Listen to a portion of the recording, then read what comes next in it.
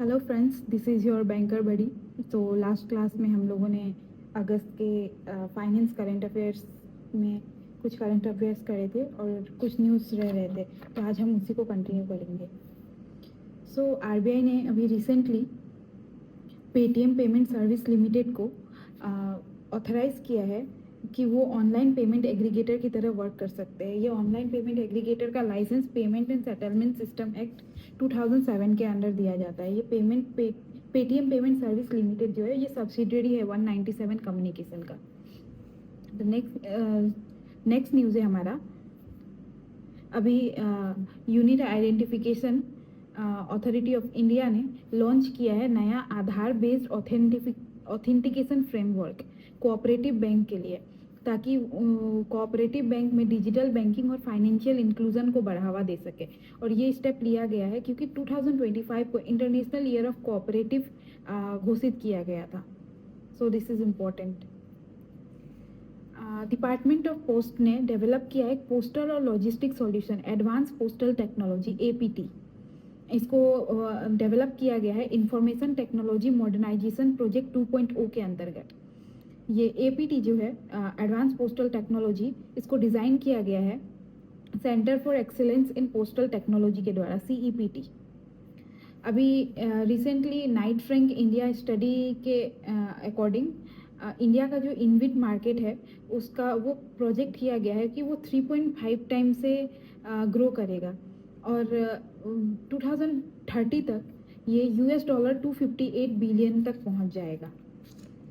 अभी recently NPCI ने collect request को डिसकंटिन्यू कर दिया यूपीआई पे। जैसे कि पहले यूपीआई पे अवेलेबल था कि आप किसी को रिक्वेस्ट भेज सकते थे कि आपने जैसे किसी को भेज दिया 500 का रिक्वेस्ट, 200 का रिक्वेस्ट, तो उस पर डायरेक्ट पेमेंट कर सकते थे वो।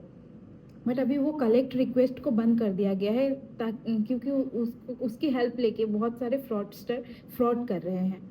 तो ये कलेक्ट रिक्वेस्ट बंद किया गया है अक्टूबर 1, 2025 के द्वारा। और ये सिर्फ P2P पर्सन टू पर्सन के लिए ही बंद किया गया है। ये P2M में अभी भी चालू है।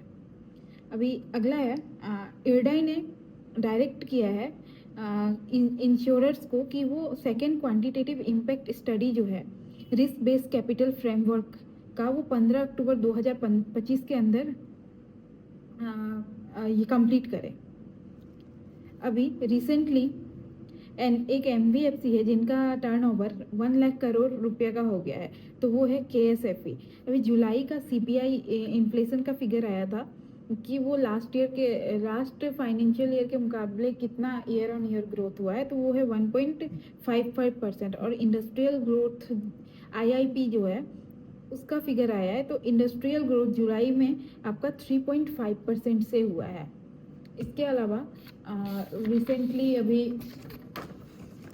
करेंट अकाउंट बैलेंस को लेके फिगर आया है। इंडिया का करेंट अकाउंट डेफिसिट जो है वो फाइनेंशियल ईयर 2025-26 में डेफिसिट रहेगा $2.4 बिलियन से, जो हमारे जीडीपी का 0.2% है। इसके अलावा बैलेंस ऑफ पेमेंट का फिगर आया था। बैलेंस ऑफ पेमेंट का फिगर है Q1 ऑफ फाइनेंशियल ईयर 2025-26 का, वो रहेगा आपका $4.5 बिलियन।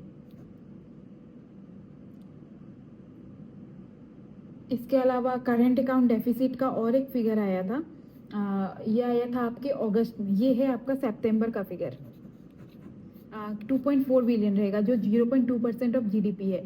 और अगस्त का जो फिगर आया था उसके अकॉर्डिंग करंट अकाउंट डेफिसिट जो रहेगा वो फाइनेंशियल ईयर 2024-25 का वो जीडीपी का 0.6% रहेगा।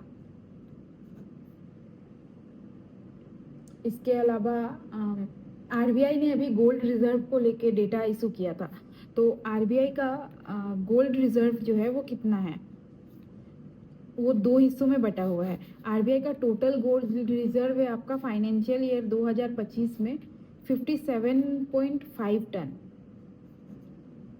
ये तो आपका टोटल फिगर है, ये आपका फाइनेंशियल ईयर 2025 का फिगर है।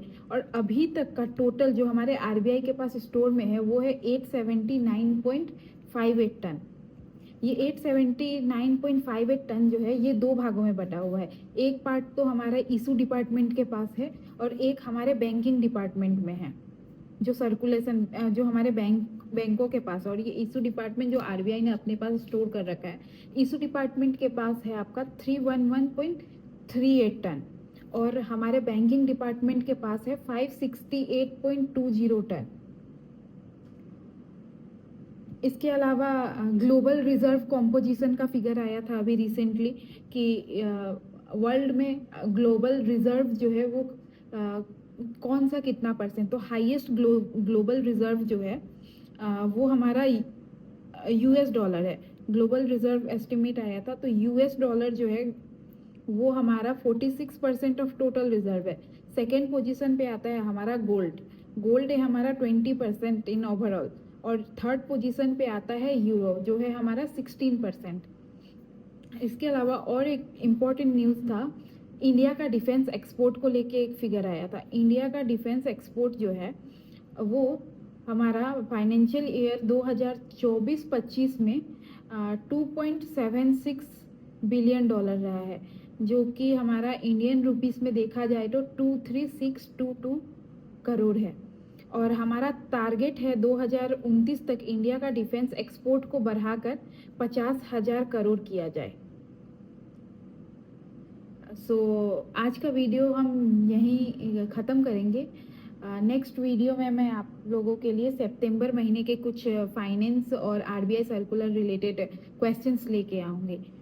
Thank you.